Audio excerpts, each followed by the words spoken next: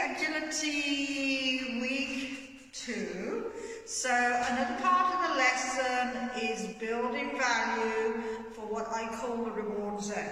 So the reward zone is, we need your dog's shoulder in line with the side of your legs.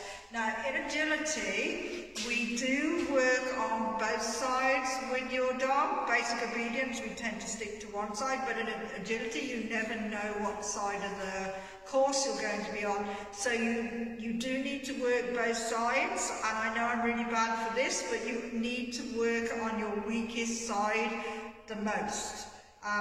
Obviously my right's my strongest side, my left I don't use as much, so that's the side I need to be working on more. In this video I'm going to just use the right side because that's the easiest way to do it.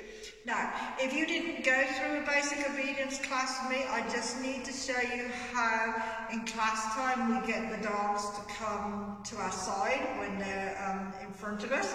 The way I do that is I just get a treat right by their nose, I bring them back half a circle, yes. As soon as they get to this area, I'll release the treat. So you might need to just practice luring your dog around in the beginning stages, just to always get them hit. We want your dogs to think that good things always happen in the reward zone.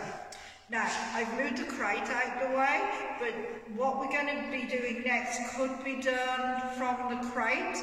You can release them out of the crate, and what we want them to do is come straight to your position here at the sides. You could also use a dog bed or some kind of marker, and your dog was good at the sit-stay skills. Or you could get a friend partner to actually hold your dog back. So if the person was there, you could get them to hold your dog back. They release your dog as your dog comes forward and they reach that reward zone. You're going to have a treat there. So basically they stop instead of going forward. Now, the very next important thing is I don't want to see you luring your dogs. Yes, you have to lure them on the turn to get them here when you first start, but for the actual exercise, I don't want to see you do this to get your dog to come to your side. So, the way we get around that is I need you to hold the treat here, and as the dog comes into position, you're going to not drop it, but lower your hand down to there, okay? So just watch. So like that. We'll pretend she's in the crate, a dog bed or whatever. I need to go forward, so my treat's here, okay? Yes, she comes to this position here. Okay, now when you've got that sorted a couple of times, what you're going to start to do is add some steps. So Lila's here, sit, hip, feed. So hip, feed. Okay, and then you're going to start doing it again. Hip, feed. Touching the hip helps you to keep your hand in line with here, then you don't start feeding out there or behind there. We need the dog to be at your side. So 1, 4. Okay, hip, feed.